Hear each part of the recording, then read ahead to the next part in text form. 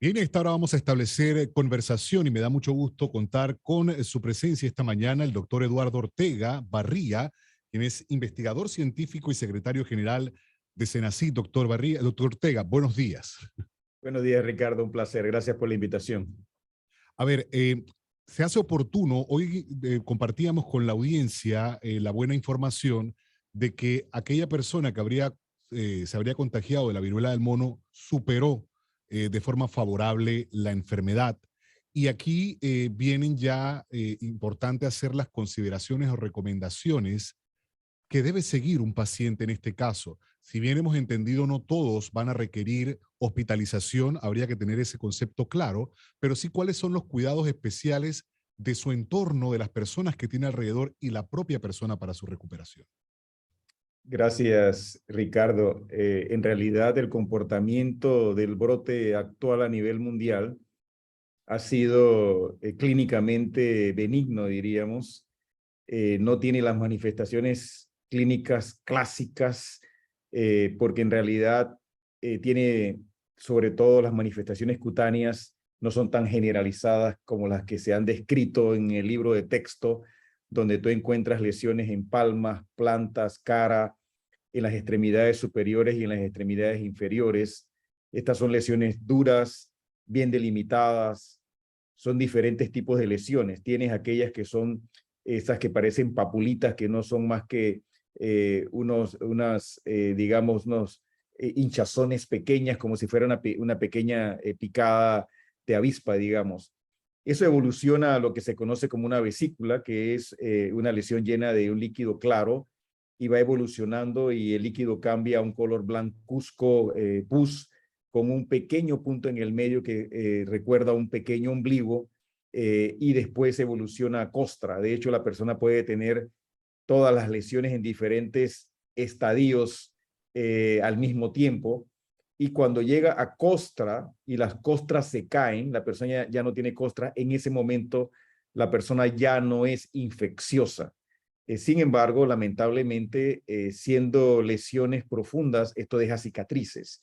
Y por eso en el caso de la viruela humana, que afortunadamente hoy no existe sobre la faz de la Tierra, gracias a una vacuna que la erradicó. Erradicación significa eliminación de la circulación, desaparición del virus a nivel mundial. Una vacuna erradicó la viruela. No tenemos la viruela humana el día de hoy, que tenía una letalidad del 30%. O sea que 1 de cada 3 personas con viruela humana podían fallecer. En este caso, la viruela, que es una enfermedad endémica, que significa que se presenta en un número de casos usualmente definido en ciertas partes de África, África Central y África del Oeste, donde cada año hay entre 1,000 y 2,000 casos. Allá tiene una letalidad diferente.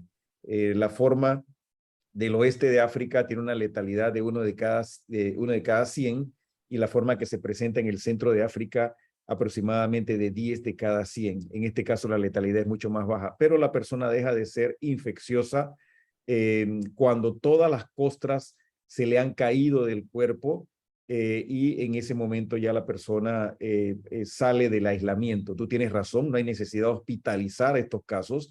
La hospitalización se haría en caso de un paciente inmunosuprimido que tenga alguna complicación, algún niño pequeño, o que presente alguna forma mucho más generalizada de viruela símica, o también alguna mujer embarazada. En ese caso probablemente se consideraría la hospitalización en aislamiento con un personal de salud entrenado con medidas de precaución adecuadas, porque la transmisión de esta enfermedad se hace primero por contacto directo de las lesiones de la persona, estas lesiones de la piel.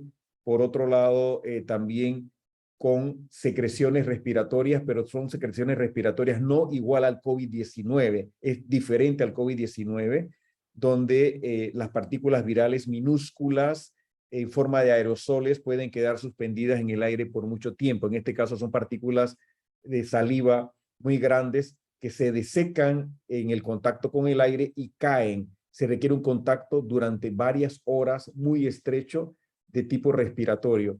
Y otra manera de transmisión, Ricardo, es las camas,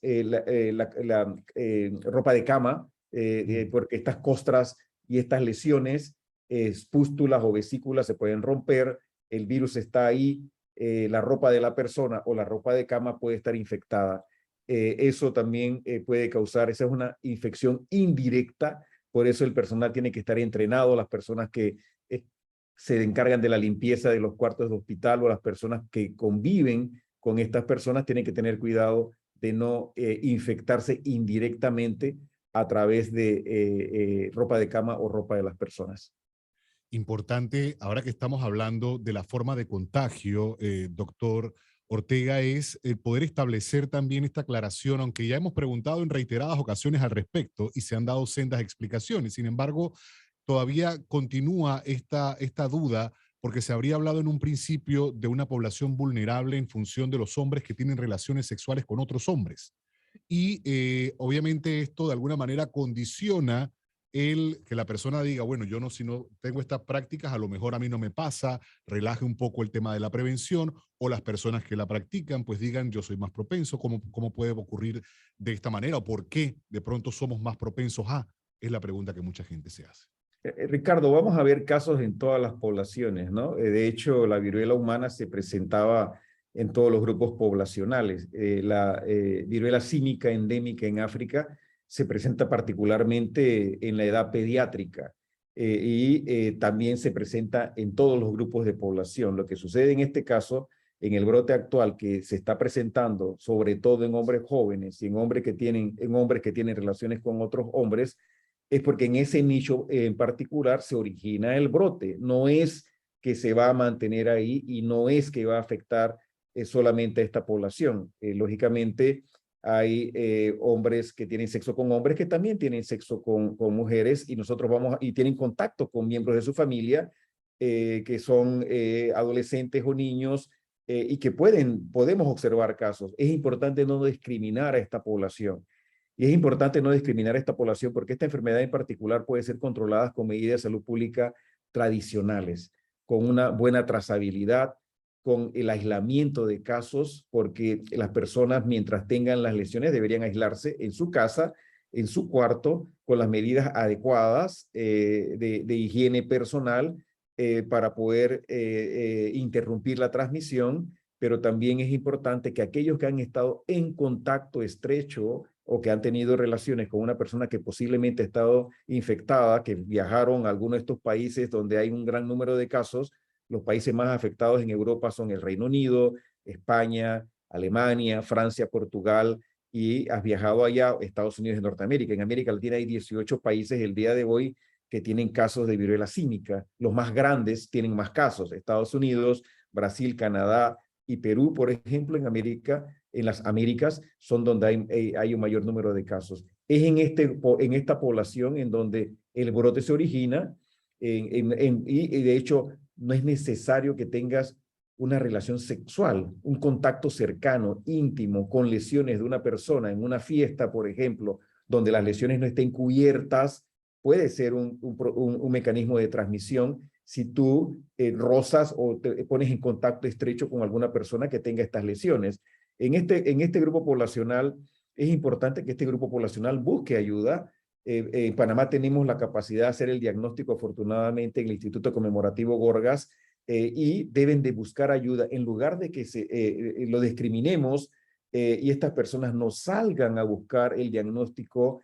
Debemos de crear las condiciones para que estas personas, si tienen síntomas, que de hecho comienzan con síntomas muy generales, los síntomas son fiebre, malestar general, la persona puede tener inflamación de los ganglios, que puede ser en la región inguinal, entre las piernas, ganglios dolorosos y malestar general, y posteriormente un brote cutáneo, que si lo ves en el libro es fácil de diagnosticar. Sin embargo, no se está presentando como en el libro. Puede ser, por ejemplo, confundido con varicela, que es un virus diferente. Puede ser confundido con herpes zóster tipo 2, que es un virus diferente. Por eso es importante el diagnóstico.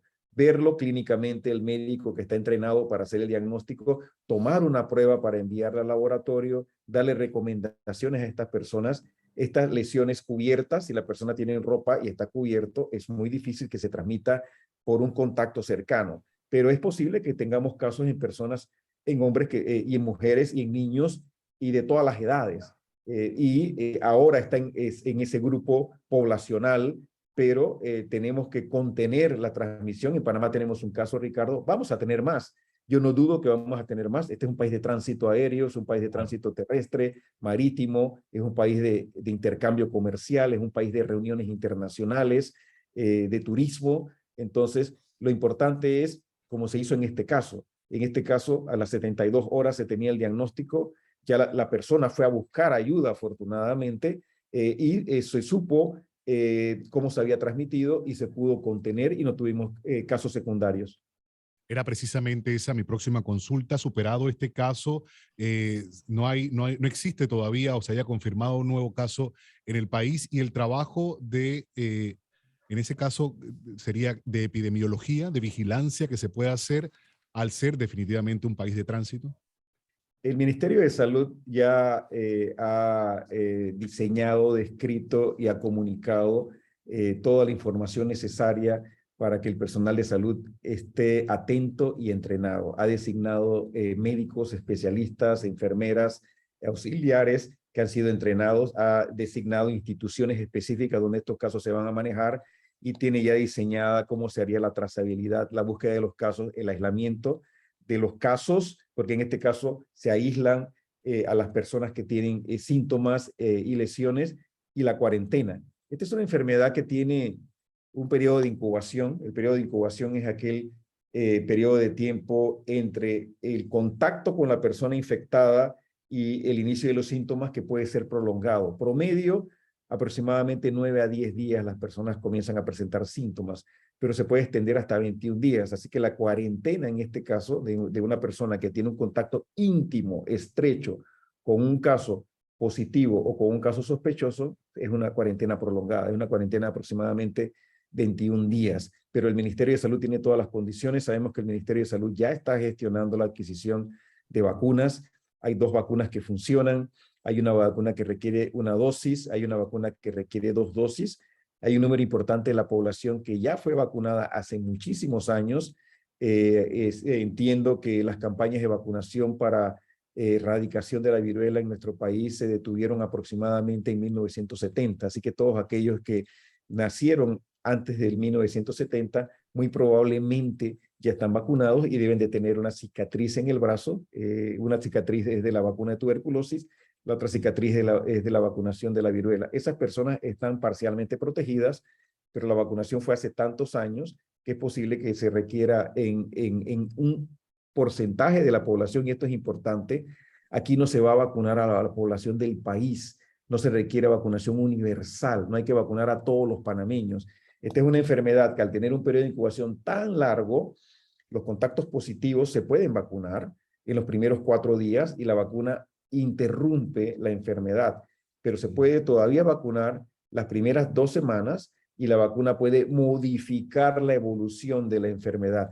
Y en este caso se pudieran vacunar los contactos de estas personas que tienen síntomas o potencialmente los casos que han tenido contacto con un caso sospechoso. Aquí la vacunación esto se conoció en la época de eliminación de la viruela como vacunación de anillo, porque se vacunaba alrededor de los casos en círculos y de esa manera se interrumpe la transmisión de la enfermedad. Para entender esta explicación, doctor, de forma más clara, bueno, claro está, de forma más directa es, esta no es una vacuna de prevención, esta es una vacuna en el caso de que la persona contraiga la enfermedad, pueda interrumpir los efectos de la misma. Tu pregunta es buenísima, Ricardo, porque no fui claro.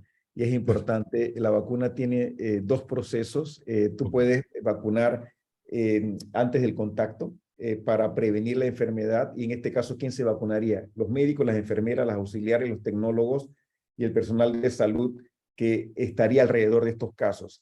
Habría vacunación puntual de los grupos que manejarían las personas enfermas en la ciudad de Panamá, en alguna de las provincias. Ya habría personal previamente vacunado que sería el que se encargaría del manejo de los casos.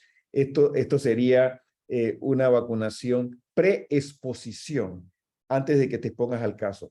Y la otra vacunación sería la vacunación post-exposición, en el cual también se vacunaría un número específico de personas que serían aquellos que tengan contacto con el caso positivo.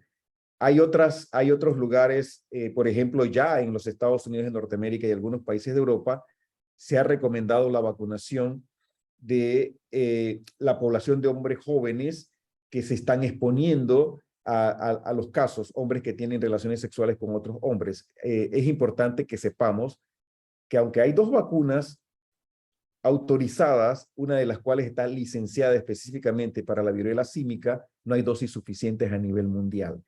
Porque recordemos que al desaparecer la viruela de la faz de la Tierra y detenerse la vacunación universal, se detuvo la fabricación de la vacuna en contra de la viruela.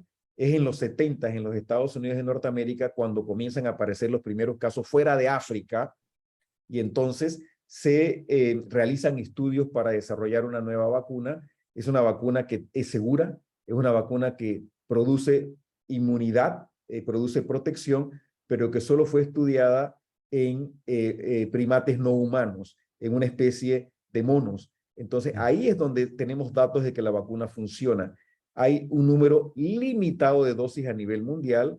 Ahora se están produciendo dosis adicionales y Panamá ya está en el proceso de adquisición de un número de dosis para manejar un brote en caso de que se presente algún brote en nuestro país.